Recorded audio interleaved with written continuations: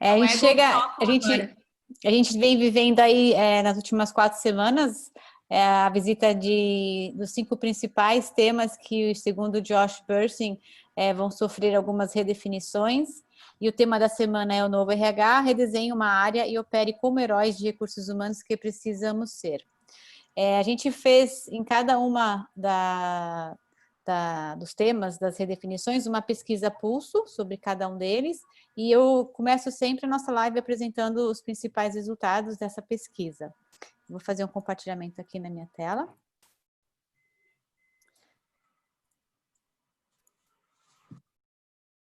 Beleza. Então, essa pesquisa... Deixa eu só tirar essa caixinha aqui. Essa pesquisa a gente contou com 3 perguntas fechadas e uma pergunta aberta no final. O tema foi o redesenhar a área e juntos-se como heróis que precisamos ser. Tivemos 59 pessoas que acessaram essa pesquisa, ela ficou aberta só na última semana, 57 pessoas participaram e o índice de positividade da pesquisa ficou em 83%.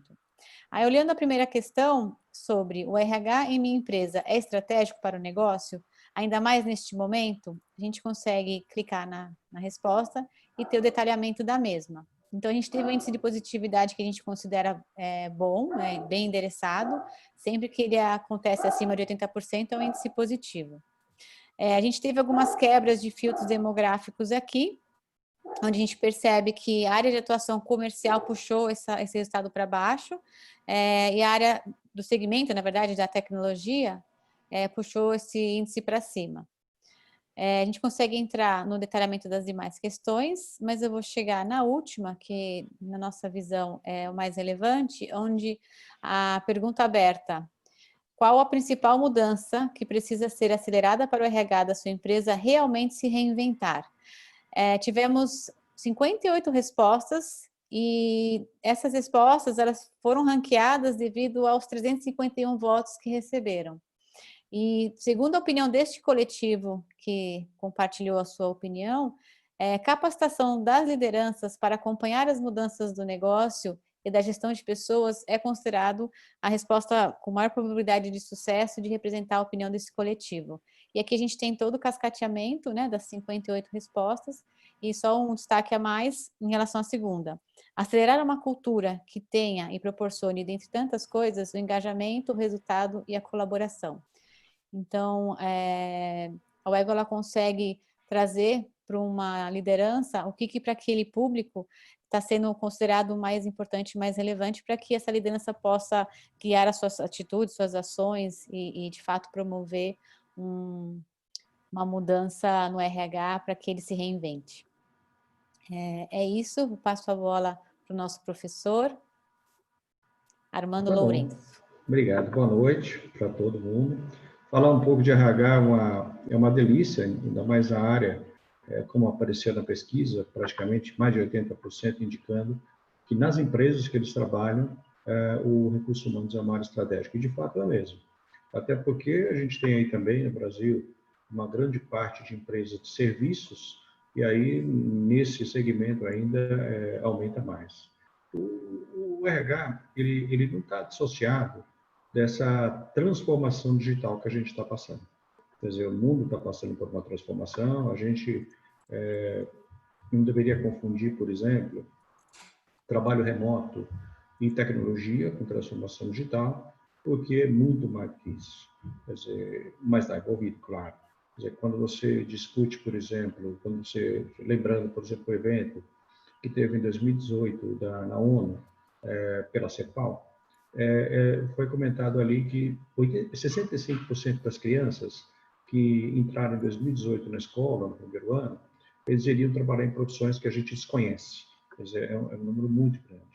E agora, recentemente, o Fórum Econômico Mundial distribuiu uma pesquisa, um estudo, mostrando, na realidade, as profissões do futuro, e também dizendo que até 2022, 6,1 milhões de novos empregos vão aparecer em função dessas profissões emergentes. A gente quando faz essa associação de transformação digital, o primeiro impacto que você tem é tecnologia. E, é claro, né, as profissões vão ter muitas de tecnologia, como vão ter profissões, na realidade, que não estão ligadas tecnicamente à tecnologia, mas a tecnologia está incorporada a elas. Quer dizer, a gente imagina que praticamente 80% das novas profissões vão ter inteligência artificial de uma forma ou de outra. Agora, para as empresas, para o RH, eu acho que o impacto, talvez mais tangível que a gente veja, é formar as pessoas em tecnologia. Quer dizer, então, você conhecer blockchain, você conhecer inteligência artificial, robótica, data science, tudo isso é importante, mas não é suficiente. E eu acredito até que essas novas tecnologias, as plataformas digitais, as próprias empresas vão dar conta desse tipo de desenvolvimento.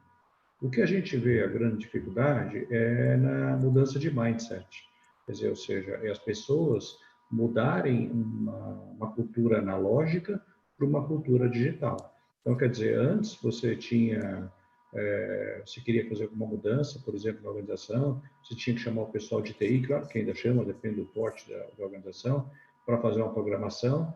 Hoje, depende da complexidade, você pode fazer um curso de Python, você mesmo cria aí o seu robozinho, ele faz a aplicação e você dá mais eficiência para o seu trabalho. Você pode fazer um curso de Power BI, definir um dashboard para a área de recursos humanos. Então, isso está ao alcance das pessoas.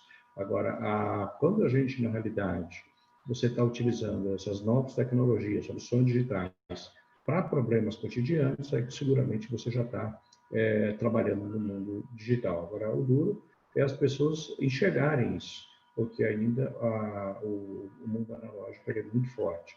Agora, sem dúvida nenhuma, quando a gente tem tecnologia em abundância, como é o caso, o que vai destacar é o ser humano. Ou seja, por isso que essas habilidades de soft skills que a gente chama são habilidades bastante relevantes. E tocando em soft skills, eu acho que aí vem um outro desafio para a área de recursos humanos, que é o desenvolvimento de líderes. Eu fiz uma pesquisa em 2018 que apontou que 83% dos gestores desligados no Brasil, e gestores são gerentes, coordenadores e gerentes, 83% são desligados pelo comportamento. Só 17% são desligados por questões técnicas, quer dizer, você contrata pelo conhecimento e desliga pelo comportamento. Eu, estudando recentemente esse tema, semana passada, eu vi estudos com coleta de dados em empresas com operação fora do Brasil, estudo apontando 90%, o meu apresentou 83%, aqui no Brasil uma outra pesquisa apresentando 85%, ou seja, eles mudam um pouco o número, mas está numa faixa, ou seja, a grande maioria é desligada por essa razão. Mesmo assim, às vezes a gente tem dificuldade, né? A gente fala, não é possível, tanta gente assim, seja só por comportamento, mas se você olhar à sua volta, e você perguntar para o marido, para a esposa, para o namorado, para a namorada, enfim, para as pessoas que você tem relacionamento, pergunta para eles. O maior problema que você tem com o chefe na casa é o chefe, não é o líder. É problema técnico ou de relacionamento? Dificilmente ele vai te responder que é técnico. Eu faço a pergunta para você, não precisa responder agora. Mas se você olhar a tua vida pregressa, os teus chefes que você teve, sim, os chefes, não líder, quais foram os maiores problemas que você teve? Foram de ordem comportamental ou técnica? Então, agora, é difícil, porque a gente desenvolver esses soft skills, eles dependem de fatores que muitas vezes são ligados à própria pessoa. O histórico de vida dela, os valores que ela possui, as crenças que ela tem, a personalidade. Quer dizer, você tem, e ela precisa estar aberta também para você fazer mudanças. E o nível de potencial de desenvolvimento, que é uma coisa que a gente muitas vezes não se preocupa na contratação, e que deveria ser uma preocupação bastante intensa, não é só com a entrega do profissional, mas é o potencial de desenvolvimento dele. Então, por exemplo, você vai contratar um gerente que vai trabalhar numa empresa que vai passar por uma transformação digital. Se ele não tiver potencial de trabalhar nessa nova transformação, ele vai ter vida curta na organização, vai ficar 1, 2 anos e não vai conseguir sobreviver em função do novo ambiente. Então, a gente tem que ter uma preocupação grande. E no liderança é a mesma coisa. Quer dizer, se as pessoas não tiverem esse potencial, além dos aspectos anteriores que eu falei, você não consegue desenvolver. O desenvolvimento, eu acho que a gente tem que sair um pouco do senso comum e pensar que só uma graduação, pós-graduação, um MBA resolve. Quer dizer, eles são importantes, mas eles não são suficientes. Tem um conceito muito importante na área, quem é da área de educação corporativa provavelmente já conhece, é um conceito que chama-se 70-20-10. Ele foi desenvolvido pelo professor Morgan McCall e alguns colegas do Center for Creative na Carolina do Norte. E ali ele apontou o seguinte, que o desenvolvimento de gestores ele está ligado à exposição de 3 ações de desenvolvimento. Primeira delas, a educação tradicional, ou seja, treinamentos e estudos pessoais, mas isso tem um impacto de 10% no desenvolvimento. 20%, aqui no Brasil a gente traduz isso como coaching, mas está errado. Na realidade, a tradução melhor é o que a gente chama de apprenticeship, ou seja, é orientação prática. Então, essa interação que você tem com pessoas mais sêniores que você, não mais velhos, mas mais sêniores, que eu estou querendo dizer, porque você pode ter uma pessoa nova que tem maturidade, você pode ter uma pessoa mais sênior que é imatura. Então, esse relacionamento com pessoas mais maturas, vamos dizer assim, ele contribui para você. Por isso que, às vezes, a gente não precisa necessariamente de um coaching. Às vezes, você está precisando de um mentor. Ou seja, porque é importante a gente lembrar que todo mundo é júnior em algumas situações. O gerente é júnior em algumas situações, o analista é júnior em algumas situações, o coordenador é júnior em algumas situações. Então, às vezes, a gente não sabe exatamente como sair daquilo. Então, se você não tiver essa senioridade te ajudando, você não consegue. E o terceiro pilar, que aqui no Brasil a gente chama de experiências, mas na verdade não é qualquer tipo de experiência, são experiências desafiadoras. Na teoria, eles chamam isso de iniciativas, vamos dizer assim, que provoquem o teu desenvolvimento. Especificamente, eles falam missões delicadas. E isso tem um impacto de 70%. Agora, vejam como é interessante, né? A gente, quando se desenvolve como líder, você está preocupado mais com os 10%, né? Fazer treinamento. Você não se preocupa com os 90%. Então, você não faz a gestão do que é realmente relevante. Outros pontos que eu vejo, assim, bastante significativos e eu acho que vai na segunda questão, que a Cris comentou da pesquisa, que ali a palavra de ordem estava ligada à capacitação. E eu acho que um ponto, claro que os treinamentos são importantes, e as empresas estão gastando bastante em treinamentos. Então, agora, algumas diminuíram, mas estão efetivamente gastando, investindo, vamos dizer assim. Agora, o treinamento, como eu falei, ele tem um lado de alcance. Até porque, depende da pessoa que você contrata, você tem mais ou menos desenvolvimento, depende muito do potencial da pessoa que você contrata. Mas eu acho que a gente tem uma avaliação de performance, eu acho que é um outro desafio para a área de recursos humanos. É um desafio não só do ponto de vista da ferramenta que as empresas usam, ou se o aspecto de todo mundo está em compliance nas avaliações de performance que faz com as pessoas. Eu acho que é muito mais além do que isso. E também, eu acho que a gente não deve parar no feedback, porque a avaliação de performance, na realidade, que eu acho que é um desafio para a área de recursos humanos, ela só tem sentido se tiver alguma coisa depois. Porque, na realidade, você só pontuar para a pessoa as oportunidades que ela tem de melhoria são importantes? São importantes. São suficientes? Não, não é suficiente. Porque a pessoa não sabe sair dali.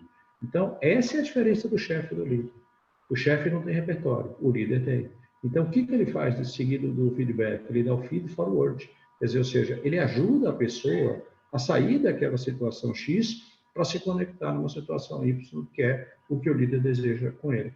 Então, eu acho que a avaliação de performance é um desafio, mas ela tem que estar conectada, na realidade, à questão do desenvolvimento, ligado aí a aspectos de feedback, mesmo o feed forward. Um outro ponto que a gente vê grande nas organizações é a questão da atração de talentos. Quer dizer, ou seja, o objetivo que as organizações têm, um deles, é você atrair cada vez mais talentos. As empresas, depende do porte, claro, elas têm ações institucionais para você ser mais atraente. Mas não é suficiente. Então, eu acho que quem está vendo essa apresentação aí de recursos humanos já deve ter sentido assim que todo mundo parece que qualquer coisa que acontece joga a culpa no RH. Então, na realidade, é o seguinte, só que o RH não é culpado das coisas. Porque quem implementa as políticas, quem implementa as estratégias de recursos humanos são os líderes. Esse é o grande X da questão. Então, quando a gente não consegue perceber isso, a gente inviabiliza, por exemplo, um processo de atração. Porque o RH ele tem uma capacidade X para atrair talentos, exatamente pelo que eu falei, por ações institucionais. Mas o líder também tem que ter essa proatividade. Você veja, eu não estou falando nem do líder estar nas mídias sociais, eu acho que é além disso. É o líder ter presença digital. Porque você está numa mídia social, ela pode acabar e surgir outra. Então, a presença digital é mais importante. Então, quando você está postando conteúdo, você está fazendo uma palestra numa universidade, você faz parte de um evento, como palestrante, você ajuda como conteudista desse evento, você vira uma referência no setor, as pessoas que estão do lado de fora da empresa e têm visibilidade desse teu perfil, elas falam, poxa, eu quero trabalhar com essa pessoa. Então, você veja a capacidade que o gestor tem e o associado ao recursos humanos. Outro desafio que a gente nota aí do recursos humanos, nos dias de hoje, e eu diria para você que talvez seja os maiores desafios do líder, seguramente da área de recursos humanos, é a diversidade e inclusão. Eu acho que as pessoas, o líder tem muitos desafios, eu acho, mas eu acho que lidar com a diversidade é um deles e que a gente tem que aprender bastante, porque as pessoas têm que respeitar as diferenças e têm que entender isso, na minha opinião. Agora, veja, enquanto o mantra na sociedade for assim, não todas as pessoas, mas eu conheço várias pessoas que falam o seguinte, olha, eu trato as outras pessoas como eu gostaria de ser tratado. Eu acho um erro isso. Porque quando você fala que você trata as pessoas como você gostaria de ser tratado, é a mesma coisa que você estivesse se espelhando nessa pessoa. Você está sendo narcisista. O Narciso, quando ele olhava no rio, e via ele mesmo. Quer dizer, você não pode olhar uma pessoa e te enxergar. Você tem que tratar as pessoas como elas querem ser tratadas, não como você quer ser tratado.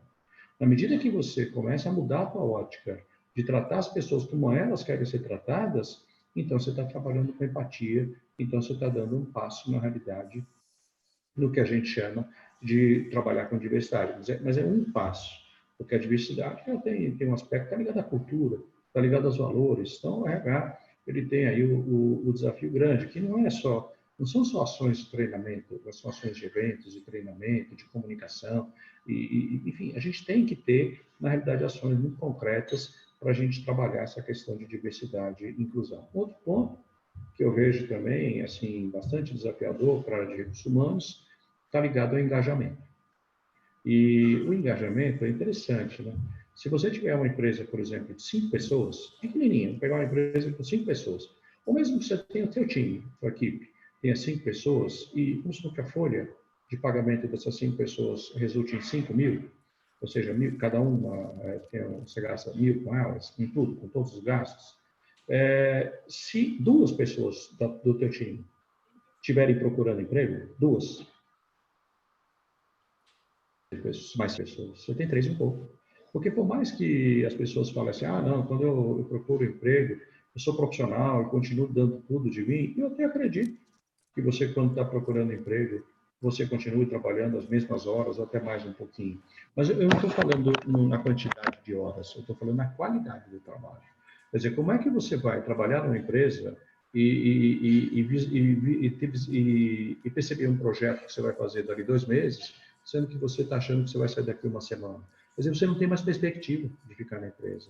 A ideia é a seguinte, quando você fala para você mesmo, eu vou mudar de emprego, a partir daquele dia você já mudou de emprego. Só que se você continua tendo uma folha de 5 pessoas, mas está tendo uma produção de 3,5, isso cai a produtividade, porque você está gastando mais e fazendo menos. Se você baixa a produtividade, você tem um impacto na margem da empresa e seguramente ela consegue fazer menos investimentos porque a redução de margem. Então você veja que a questão de engajamento e com baixo compromisso gera tudo isso, que pode ser na realidade, de uma queda no clima organizacional, porque a queda no clima muitas vezes gera um sentimento de que as pessoas não foram justas, por exemplo, as avaliações que elas tiveram, como um outro aspecto que pega bastante também na questão do engajamento é a confiança. Se você vive numa área que você não confia, dificilmente você vai estar engajado. Mas, ou seja, é importante que a gente aceita diversas situações nas organizações. Mas quando você vive numa empresa que você não acredita mais, a lei não é a falta de transparência mesmo, ultrapassa já o lado da mentira. Quer dizer, então você não tem confiança naquela organização. então você não confia mais. Tem uma série de aspectos que envolve de você não ter confiança. O problema é o impacto que essa desconfiança causa. Ela baixa o compromisso das pessoas e as pessoas vão embora. Agora, quando as pessoas vão embora, elas não vão embora necessariamente por questões institucionais. Nem todo mundo vai embora por questão de salário. Alguns sim, outros não. Mas muitos vão embora pelo comportamento que o líder tem, mais o chefe do que o líder, tem na organização. É o que a gente chama no mercado, você saiu não, você demitiu o seu chefe, porque você não aguentava mais trabalhar com ele. Quer dizer, quando você está bem com você, quando você pisa na empresa, você congela, você fica mal, é como se aqui fosse, sabe, tem pessoas, na realidade, que elas têm uma capacidade, não sei se vocês já trabalharam, mas tem os chefes que têm uma capacidade assim, ele não está no local, está todo mundo trabalhando bem. Quando ele chega, é como se uma nuvem cinza pairasse assim sobre a área e todo mundo fica chateado. Quer dizer, quando você vive dentro de um clima desse, é que você vai ter compromisso. Então, quando eu estou falando de atração, estou falando de engajamento, eu estou falando a questão de você desenvolver as pessoas, avaliação de performance, e mesmo, eu acho que a retenção. Eu acho que o Brasil, eu espero que saia logo da pandemia, a impressão que eu tenho é que o crescimento dele vai ser mais rápido do que foi quando saiu dessa recessão que a gente viveu recentemente, e a gente vai ter problema de retenção. Em alguns setores, seguramente, vai ter mais e vai ter menos. Mas a gente tem que entender, como um profissional do RH, pelo menos na minha opinião, que você não tem que trabalhar para retenção de 100%. É importante que a empresa tenha turnover. Porque se você não tiver turnover, você não tem movimento dentro da empresa. Como é que as pessoas sobem na empresa se todo mundo permanecer na sua organização? Não dá. Precisa existir movimentação de pessoas para que tenha carreira, ascensão de carreira nas empresas. O que a gente tem que tomar cuidado, na minha opinião, como recursos humanos, é que o teu turnover, quer dizer, o turnover da tua empresa, ele não esteja acima do setor do que a tua empresa trabalha. Quer dizer, porque geralmente o business, quer dizer, o negócio ele acaba tendo uma associação de turnovers em geral. Então a gente tem que tomar muito cuidado para a gente não estar muito longe disso. Eu acho que esses são desafios que a gente tem na área de recursos humanos e fora a questão da tecnologia, né? Como foi o início que eu falei.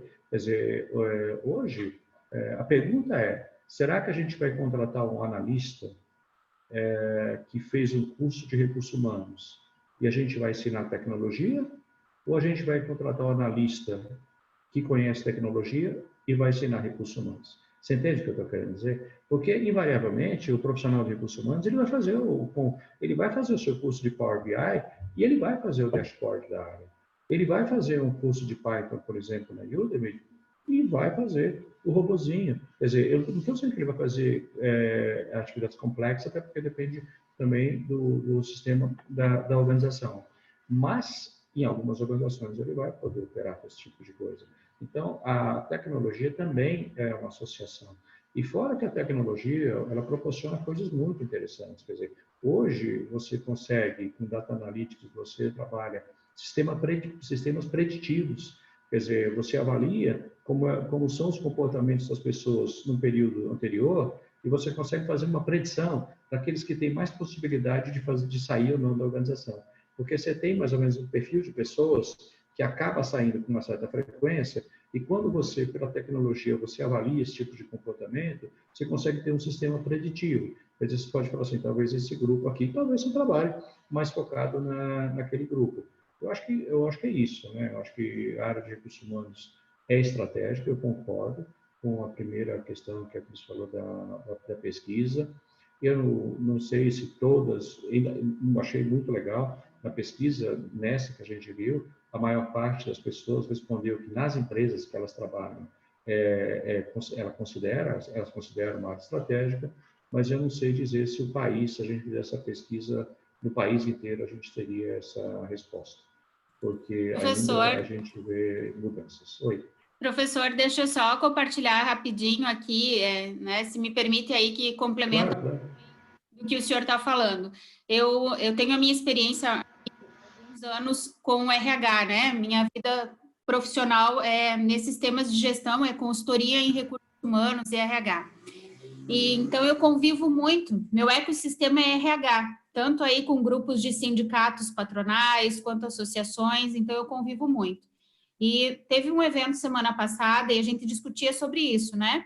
Qual é o novo papel do RH?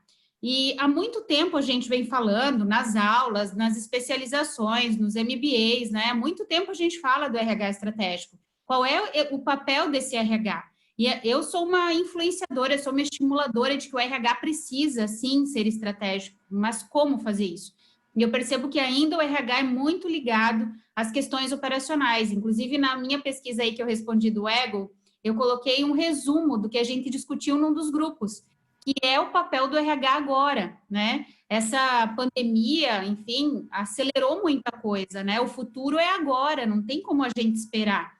Então, eu até coloquei ali, né? O RH, ele precisa ter uma visão sistêmica, ele precisa conhecer do negócio, ser parceiro do negócio. Muitos RHs que eu converso não saem da sua salinha do RH. Eu preciso entender, a minha empresa é uma indústria de plástico, é uma indústria metal-mecânica, eu preciso entender do negócio. Entender aí de BIs, OKR, ser parceiro dessas áreas, né? Então, ele precisa também, o que a gente percebe, é ter uma equipe mais multidisciplinar, né? O RH muitas vezes tem a formação aí na área de humanas, por que não trazer o engenheiro para dentro do RH para ter um caldo diferente na discussão? Né? A gente precisa trazer outras pessoas. E eu tenho cases de sucessos de empresa que tem esse RH multidisciplinar. Na nossa região aqui em Joinville, por exemplo, são muito poucas as empresas que eu percebo que está nesse caminho estratégico, que está ao lado da diretoria, discutindo coisas importantes e ajudando a direção da empresa a tomar decisão com base em pessoas. Mas isso é a minoria das empresas. Então, acho que o RH tem um caminho, tem muito conteúdo, tem muita informação, né? Mas o RH precisa sair um pouco também dessa conversa só de pessoas, fazer, né, ter um networking maior, saber de venda, saber de área comercial, saber de indústria, se for o seu negócio. Então, até numa das respostas eu coloquei ali que o principal papel do RH nesse momento é ser parceiro e principalmente entender do negócio. Então, eu acredito muito aí nesse caminho, né? E quanto à liderança é a chave, né? A liderança, nesse momento, precisa estar presente. Presença e proximidade é super importante nesse momento que a gente está vivendo. E a gente costuma dizer, né? A gente não se demite da empresa, a gente se demite do líder. Então, tudo aí tem muita coerência com o que eu venho escutando aí nas últimas semanas, né? Mas só quis trazer aí para contribuir um pouquinho com a nossa discussão. Legal. O horário, eu me programei para passar esse conteúdo para vocês. A gente está, são 19h30, que era previsto, agora a gente tem uma outra atividade. Mas eu não sei, Mariana, se é o mesmo grupo que continua ou não. Ou se você puder, a gente vai discutindo. É o mesmo grupo? Esse mesmo grupo é convidado aí a ficar para fazer parte dessa discussão do Clube do RH. O Clube do RH é uma iniciativa da Sustentare, né? E de reunir as pessoas-chave aí dos RHs das empresas para abordar questões do momento, né? E o professor Armando vai fazer essa discussão conosco, então, agora a partir das 19h30. Olha, Luizana, essa questão que você trouxe, eu acho que, por isso que eu comentei, né? Eu acho que quando a gente avalia as empresas do Brasil como um todo, eu acho que não tem, em algumas não tem nem RH, tem departamento pessoal. Ou seja, então, ainda você não conseguiu chegar nem no RH. Estratégico, então, para eles é uma coisa assim, está muito longe das organizações. E agora veja, eu acho que por detrás, quem compõe a empresa são as pessoas. Então, a dificuldade não está na máquina, a dificuldade não está na mesa, a dificuldade não está na máquina, a dificuldade não está no carpete, a dificuldade está nas pessoas. Então, por exemplo, eu fui consultor por muitos anos de arquitetura organizacional, então eu reestruturava processos de empresa, e era muito interessante quando eu ia mexer no processo, às vezes para dar mais eficiência, enfim, cada empresa tinha um objetivo, e os gerentes às vezes falavam para mim assim, sabe, eu aqui não sou estratégico, a empresa não deixa eu ser estratégico. Eu escutava muito isso. Já escutei dezenas, eu trabalho, gente, há 41 anos, ininterruptos. Eu nunca fiz sem um emprego há 41 anos. Já faltei emprego, mas nunca fiquei sem trabalhar. Então, eu vi muita coisa. E muitos gerentes falando para mim, eu não sou estratégico porque a empresa não permite. E aí a gente reestrutura o processo, você cria um ambiente mais favorável para oferecer essa estratégia, e você passa 2, 3 meses depois para fazer para rever aquilo que aconteceu, e você nota que o profissional tem um imã, ele atrai tudo que é operacional para ele. Quer dizer, ou seja, ele não é estratégico, não. Tem pessoas que são operacionais de fato. Então, eu acho que esse é um ponto que a gente tem que começar a refletir, porque essa é uma das competências, não, a visão sistêmica, que você falou muito bem colocada, e essa questão de você ter estratégia. Agora, eu acho que conhecer estratégia, ela não pode se limitar a conhecer o produto da empresa, quer dizer, ou seja, mas é a estratégia mesmo dessa organização. O que está fazendo essa empresa crescer? Como ela está construindo a marca dela? Quer dizer, ou seja, em todos os aspectos da organização. Porque quando você trabalha na área de recursos humanos, a gente precisa ajudar a organização, enfim, crescer. Então, quer dizer, se a gente não conhece o futuro, a gente não consegue nem saber as competências. Quer dizer, hoje, por exemplo, como profissional de RH, vocês já estão perguntando para a área comercial, por exemplo, quais são as competências que eles deveriam ter?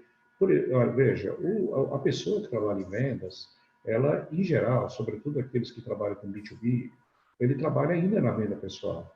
Só que muitos vão voltar para trabalhar remotamente. E você vender remotamente significa uma proposta diferente, significa uma apresentação diferente. Quer dizer, como é que vai ser esse go-to-market? Quer dizer, como é que vai ser a saída ao mercado para captar cliente de uma maneira virtual? É difícil, a gente não sabe.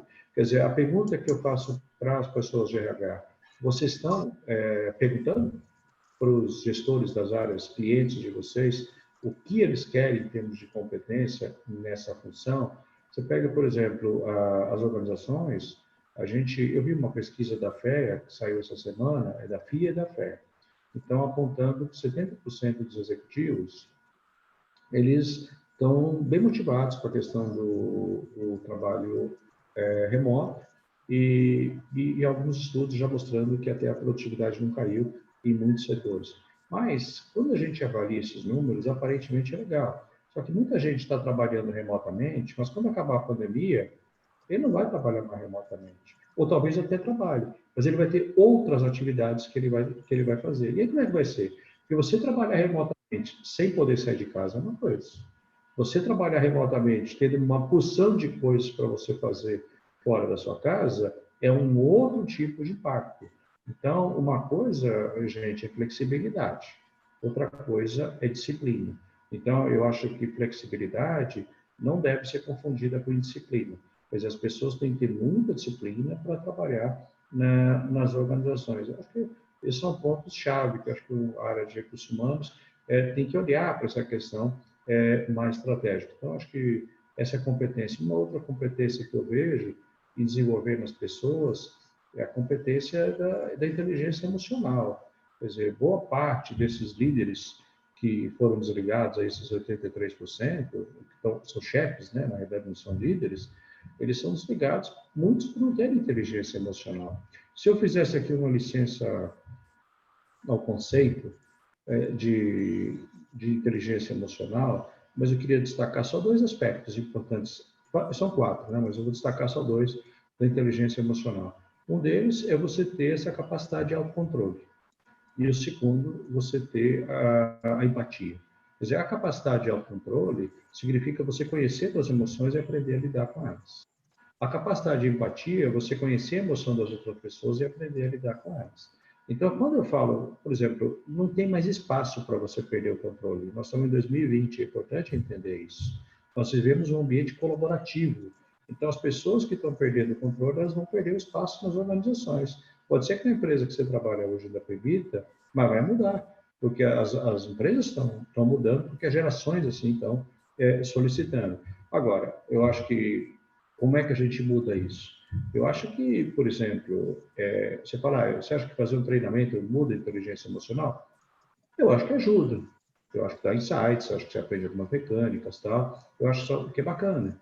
Mas não tem como você aprender sem fazer. Ou seja, então, se você percebe, por exemplo, que você é uma pessoa explosiva, mais ao longo do dia, porque é interessante essa questão do autocontrole, é como se a gente começasse o dia com muito controle e no dia a gente vai perdendo, vai acontecendo um monte de coisa, a gente vai ficando mais explosivo no final da tarde. Se você tem essa característica, não marca a reunião para 6 horas. Marca a reunião para 8 horas, porque é onde você se controla. Quer dizer, ou seja, se você está percebendo que você vai estourar, conta até 10, para a reunião. Quer dizer, é importante que você entenda o teu mecanismo e ache alguma solução para isso. Porque as pessoas não podem ser responsabilizadas por isso, volto a dizer, num ambiente colaborativo. Na questão da outra capacidade, que eu falei para vocês de empatia, eu complementei. Quer dizer, se você não se conecta na pessoa, você não sabe como agir melhor para ela. Então, veja, hoje, agora a pesquisa mais recente saiu, a gente tá com desemprego, os números estão um pouco diversos, né, porque o controle até está difícil, mas a gente está com 12,9% de desemprego. É um número muito grande no país e imagino que pode chegar até a 20% por causa da pandemia. Mas eu fico pensando assim, tem muitas pessoas que estão desempregadas e talvez não deveriam estar desempregadas. Sabe por quê? Porque se, na realidade, o gestor tivesse dado feed forward, ela não faria. Por quê? Sabe o que eu vejo no mercado? Muita gente, quando vai desligar uma pessoa, por mais cordial que ela seja, por mais educado que ela seja, ela quer fazer uma avaliação de performance no dia da saída da demissão. Gente, demissão é um rito de passagem. Se você tivesse que ajudar essa pessoa, você tinha que ter ajudado 8 meses lá atrás. Você ajudou? Não ajudou. Agora, lembra de uma coisa. O líder não é só um privilégio. O líder é uma responsabilidade. Porque tem pessoas que estão no mercado de trabalho há 3 anos e não estão conseguindo voltar. Uma pessoa dessa, a rescisão já acabou faz muito tempo. Agora, quem demitiu está empregado e está recebendo seu salário lá todo mês. Então, quer dizer, por mais cordial que você tenha sido, quem aguenta mesmo a bomba é quem é desligado. Quer dizer, a pergunta é, será que nesses 12,9% de pessoas que foram desligadas, uma parte a gente não poderia ter segurado e foi falha do gestor? Quer dizer, e quando a gente fala de empatia, porque tudo surgiu da questão da inteligência emocional, a outra questão é até que ponto, na realidade, você está alocando as pessoas no lugar certo. Porque se você aloca as pessoas com perfil inadequado, você também está jogando a pessoa numa fogueira. A responsabilidade também é sua. Então, eu acho que o papel de gestão de pessoas, ele ultrapassa a barreira do recursos humanos. E eu acho que o recursos humanos, ele tem como objetivo centrais, um deles, é realmente estabelecer as políticas e as estratégias. E a liderança aplicar. Você pega, por exemplo, eu vejo uma competência-chave também agora para esses próximos anos, e que já deveria existir em muitas organizações, que é a liderança por influência. E tem muita ligação com empatia. Então, por exemplo, eu tenho 2 filhos. Eu tenho a Marcela, que tem 24 anos, e tenho meu filho, que tem 23 anos, o Pedro. Quando eles eram bebês, eu não sei se daqui alguém tem filhos, ou já teve, quando eram bebês, quando eles eram bebês, eles estavam no berço, eu tinha muito medo que acontecesse alguma coisa com eles, muito. E aí eu não podia chacoalhar o berço, né, para ver se eles estavam bem. Então eu ia lá e colocava o dedo assim perto do nariz, assim, para saber se eles estavam respirando. Então o que eu estava fazendo com meus filhos? Eu estava cuidando dos meus filhos. Depois, quando os filhos eles viram adolescentes, o adolescente, você não pode entrar no jogo do adolescente. Você perde todos, pode ter certeza absoluta. Só tem um jeito para o adolescente, conversando. E quando os filhos viram adultos, é só aconselhar. O meu filho, ele tem 23 anos, ele já trabalha, ele sustenta, ele não mora comigo. Ele tem uma vida independente. A minha filha, se ela quisesse ter uma vida independente, ela poderia ter também. Então, meu papel é de aconselhar como pai. Aí, por que eu estou falando isso para a empresa? Porque se a gente fizer uma associação na organização, independente da idade, você tem funcionários que são bebês e precisam ser cuidados, você tem funcionários que são adolescentes e você precisa conversar bastante, e você tem funcionários que são adultos e a gente precisa aconselhar. Então, o primeiro passo para você liderar pela influência é quando você conhece as pessoas por uma outra ótica. Eu acho que essas são competências chave que a gente bem tem. Uma outra competência que a gente vê aí no mercado, que é você ter são articulações globais, articulações internacionais. E eu acho que vale a pena uma reflexão da gente no sentido do desenvolvimento nosso. Será que o inglês é suficiente? Por exemplo, se você quer ter uma carreira internacional, a primeira pergunta que você tem que fazer é se você está numa empresa que te dê exposição internacional. Lembra que eu falei 70% da experiência? Então, na realidade, eu acho que dentro de uma situação financeira administrável, você também escolhe a empresa, não é só a empresa que escolhe você. Eu acho que é importante entender isso. E se você quer ter uma carreira internacional, a pergunta é: a empresa vai me expor internacionalmente, com contatos, eu vou participar de projetos globais, eu tenho problema de mobilidade, que eu posso ficar um ano fora? Se ela não tem, talvez essa não seja a empresa que você quer trabalhar, em função da carreira que você deseja ter. Então, na realidade, quando a gente trabalha essa articulação, por que eu comentei isso? Porque a gente tem uma falsa percepção de que aprendendo inglês se resolve, mas não é verdade. Aprender inglês ajuda muito, porque sem inglês você não consegue se comunicar com a pessoa, se você vai para um outro país, é bem verdade. Mas aprender mesmo é só vivendo com as pessoas. Porque não adianta você ter a ingenuidade de fazer um curso de interculturalidade e acha que você vai chegar pronto para trabalhar em Londres. Você vai ver o que é trabalhar em Londres. Vai ter uma pessoa do Japão, da China, uma pessoa de Israel, da Alemanha. Todo mundo vai estar em volta de você. Lá sim tem diversidade há muitos anos, quando a gente compara com o Brasil. E quando a gente só aprende vivendo. Quer dizer, se você não tem essa experiência, como é que você vai se desenvolver profissionalmente dizendo? Então, eu acho que com essa competência de pensamento global, de articulações de cultura global, ela está intimamente ligada às experiências que você possui. Uma outra competência que a gente vem discutindo muito também, você pode ter um pergunta, gente, eu estou falando aqui porque eu adoro falar, se vocês quiserem parar, pode parar. Eu acho que uma outra competência bacana da gente desenvolver também é relacionamento interpessoal. Sabe, é importante a gente entender, na minha opinião, que uma coisa é comunicação assertiva. Oi, pode falar. Eu não escutei. Fazer perguntas também, se quiser, agora nesse momento. Pode fazer. De RH é um bate-bola. Então vamos lá. Eu ia comentar, mas vamos lá. Desculpa, quem gostaria de fazer uma pergunta? Espero que você seja o reset. As pessoas podem fazer perguntas.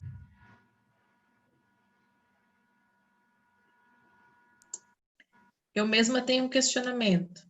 Pode falar. Assim, na tua fala foi muito claro, assim, que uma dificuldade do RH ao contratar e ao treinar as pessoas são as soft skills, né? E são as habilidades que estão aí, até o Fórum Econômico Mundial listou as habilidades do profissional do futuro e a maioria delas são soft skills, né? Mas como desenvolvê-las? Porque as pessoas normalmente buscam a capacitação, mas pensando nas hard skills, né? Qual é o papel do RH nisso? Olha, Mariana, eu acho que os soft skills é tão importante que eles são hard skills, para falar a verdade para você. Eles são, de fato, os hard skills que a gente tem na empresa, de tão importantes que eles são. Agora, se eu não acreditasse que seria possível desenvolver as pessoas, eu teria que acreditar que a gente nasce pronto. E eu não acredito que a gente nasça pronto. Eu acredito que a gente pode se mudar e a gente pode se transformar desde que a gente queira. É o primeiro passo. Esse é o primeiro passo. Agora, veja, aí eu volto para aquela teoria de 70-20-10, que está relacionada também a essa questão de soft skills. Quer dizer, o treinamento que você passa na empresa, falando na perspectiva de recursos humanos, é uma possibilidade, vamos dizer assim, dessa pessoa ganhar conhecimento, ganhar alguns skills. Mas ele precisa ter uma mentoria interna na organização. A pergunta é, a empresa tem essa figura do mentor? Ou o RH? O RH é preparado para fazer essa mentoria para esses profissionais? Esse é um problema. Quer dizer, às vezes a gente não tem isso. A outra questão que a gente vê é a experiência. Então, você pega, por exemplo, às vezes você joga uma pessoa no mercado, numa área, completamente sem conhecimento nenhum. Então, a gente precisa fazer a gestão da experiência dessas pessoas, ou seja, em que lugar ela vai passar para ela ter um aprendizado. Quer dizer, às vezes a gente quer fazer uma promoção muito rápida para as pessoas, só que ela não tem maturidade para aquilo. Porque quando a pessoa, na realidade, ela é muito, não jovem de idade, mas ela tem ainda pouca experiência, ela é interessante. Quando ela assume uma posição de liderança, o primeiro passo dela é centralizar. É isso que a pessoa faz. Por que a pessoa centraliza? Porque tem que entender porque ela foi promovida. Né?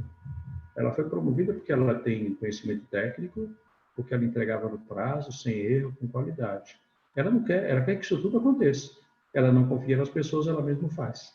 Então, você veja que é difícil. Então, será que a gente pode dar uma dupla promoção, por exemplo, ou a gente tem que fazer uma escadinha? Então, o RH, Mariana, eu acho que tem que cuidar das experiências que as pessoas vão passar, tem que cuidar desses programas que eu falo de aconselhamento, de apprenticeship, ou de orientação prática, ou de coaching, e tem que cuidar dos treinamentos. É nisso, Mariana, que eu acredito que são. Agora, você fala, tem casos, eu volto a dizer, que depende do potencial de desenvolvimento da pessoa. Mas eu acho que a gente consegue desenvolver bastante os soft skills sempre dentro do conceito. A pessoa precisa querer se desenvolver.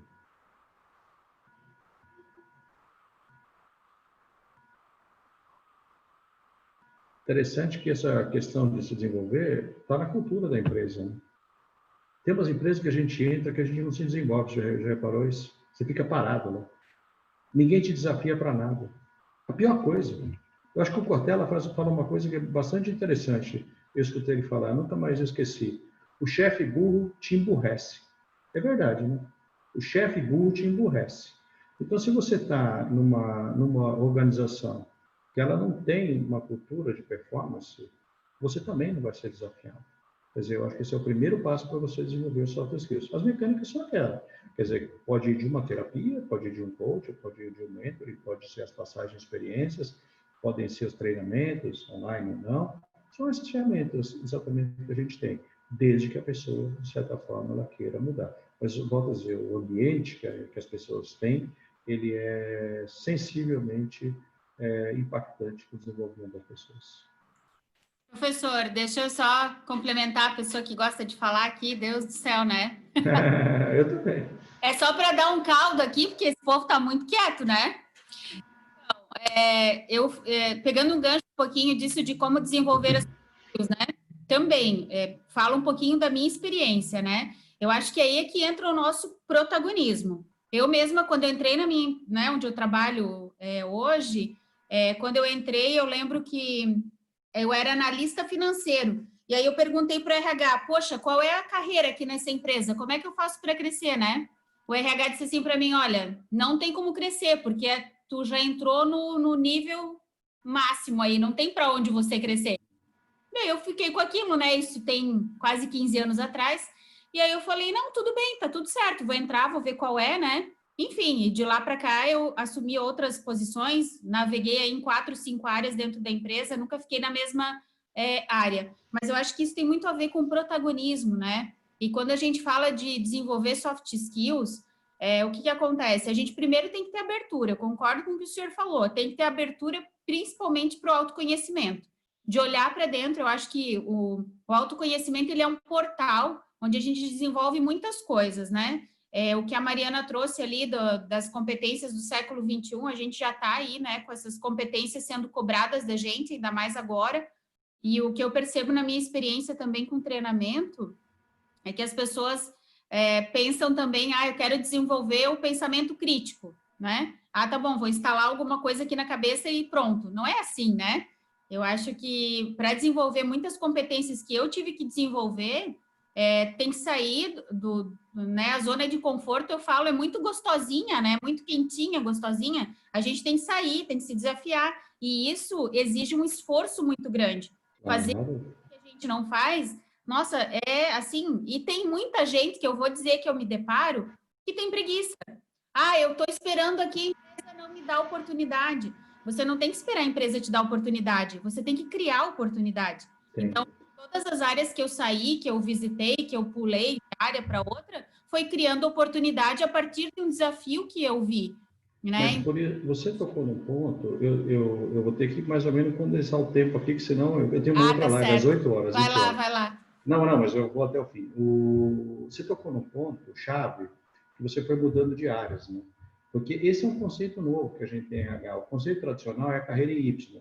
ou você vai ser especialista ou você vai ser gestor. Hoje o conceito é carreira em W, ou seja, é você passar por vários projetos. Os vários projetos podem ser áreas dentro da sua empresa, ou podem ser várias empresas também. O cuidado que a gente tem que ter no mercado, quando a gente faz essa opção de carreira em W, que é passar por várias empresas, ou passar por várias áreas, é a lógica da construção da competência. Porque quando, por exemplo, eu vou contratar, eu não estou preocupado só se for 1 ano ou 8 meses, mas eu estou preocupado qual foi a lógica da sua competência, da construção de competência. Como é que você fez isso para construir essa competência? Se você só jogou de empresa para empresa, isso não faz sentido. Mas não é o seu caso. O seu caso teve crescimento. Porque a gente enxerga ainda a carreira como um aspecto vertical. Mas só para a gente finalizar, eu acho que esse teu protagonismo, essa tua iniciativa, que também é uma competência chave no mundo de hoje. Eu tinha uma funcionária que trabalhava comigo há 2 anos. Ela hoje está no Canadá. Eu trabalho na Ernst Young. Eu sou diretor da Universidade Corporativa e sou presidente do Instituto da Ernst Young também. E aí eu tenho um cargo internacional. Eu sou responsável pelo Brasil, Chile, Paraguai, Uruguai e Argentina. Eu tenho muitos contatos assim, internacionais. E ela veio falar comigo que ela queria sair da empresa, porque ela queria uma experiência no exterior, o marido dela queria trabalhar fora. Eu tentei segurar, mas eu vi que não dá. Então, quando eu falei assim, eu vou perdê-la, então a empresa não vai perder um talento desse. Aí eu liguei para uma pessoa no Canadá, que é para onde ela queria ir, para Toronto, e aí ela fez um processo seletivo. Claro que eu só abri a possibilidade dela fazer o processo, né? O mérito foi dela.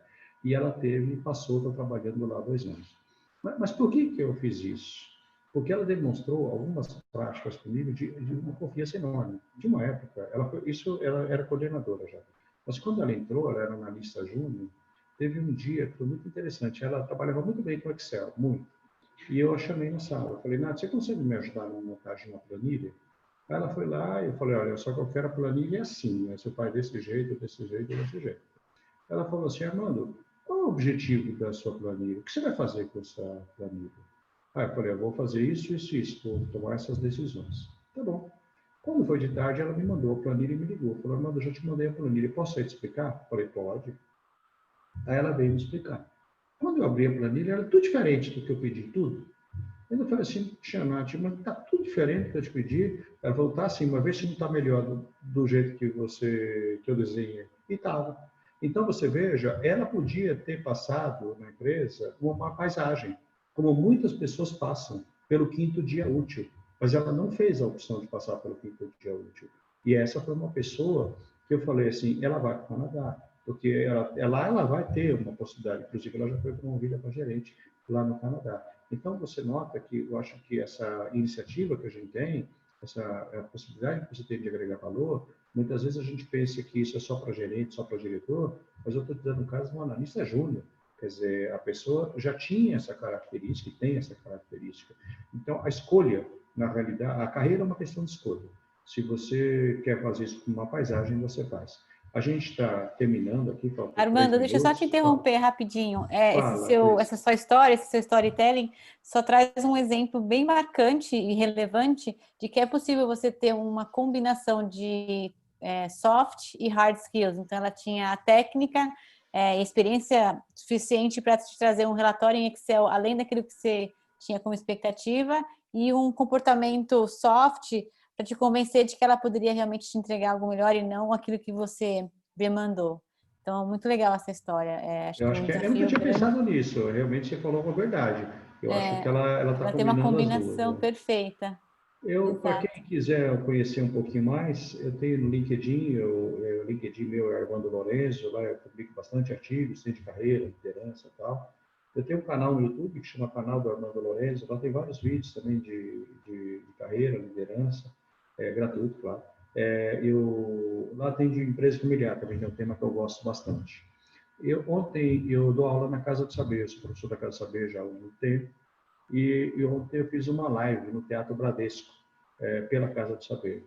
E ali era a liderança na era digital. Quem quiser ver, ela foi gravada, ela está no IQTV, do @Teatro Bradesco. Ou seja, você entra lá no @Teatro Bradesco, no Instagram, você vai em QTV, tem lá, você vai ver, já você vai ver, aí você pode acessar e ver tem mais umas contribuições. Estou passando essas formas de contato para que vocês consigam aí é que dentro da limitação de tempo eu não consigo falar tudo que eu gostaria, mas lá seguramente você vai encontrar bastante informação, tá bom? Alguém Joia, muito gostaria de fazer obrigada, mais uma Armando. pergunta? Não, tem mais um minuto ainda. Tem mais Alguém tem pergunta? mais uma pergunta? Eu tenho só uma afirmação do que algo que eu acredito. É complicado a gente depositar todas as fichas no RH para que ele, de fato, tenha essa postura estratégica e transforme os líderes em líderes cada vez mais inspiradores e que consigam gerar sucessores. Eu acho que é muita responsabilidade para se colocar no RH, mas eu sei que é um dos desafios dessa área estratégica da empresa. Porém, como líder que hoje eu sou e já fui em outras experiências profissionais, eu acredito que a gente aprende a ser o melhor líder com os nossos liderados, né? Então, você tem razão. não tem como a gente ser um líder extremamente inspirador e que consegue gerar pessoas sucessoras e até melhores do que você, sem que tenha essa sinergia, essa sintonia, para que em conjunto o líder saiba como é que ele pode ser o melhor líder para as pessoas que ele lidera. Então, acho que é Cris, sempre uma eu diria para combinação você, assim, de não só o RH não é responsável por tudo, como o líder também não é responsável por tudo. Exato. O líder é um ser humano. Ele Exato. falha, ele erra. Então, Exato. como é que você vai liderar pessoas, por exemplo, que não sabem lidar com a frustração? Hoje você tem um grupo de pessoas que, se você falar não, é como se você tivesse feito a pior coisa do mundo. Quer dizer, não é fácil você liderar. Então, a gente não pode jogar a responsabilidade só para o líder, para o RH. As pessoas que são lideradas também têm a sua responsabilidade. Eu volto a dizer, eu acho que você só quer ter protagonismo de carreira, né? Mas não quer fazer as coisas para trabalhar. Tá bom? Minha gente, 20 horas. Muito obrigada. Muito Agradeço bom. aí a oportunidade aí da Sustentar e trabalho. Tá bom? Isso, gente, obrigada. Obrigada, professor Armando. Obrigada a todos aí que participaram. E uma boa noite aí para vocês. Foi boa noite. Boa noite. Foi um prazer. Muito obrigada, professor. E aprender mais Obrigada um pouquinho. a todos. Obrigado. Boa noite. Tchau, tchau. Até Boa logo. noite. Até boa noite. Boa noite.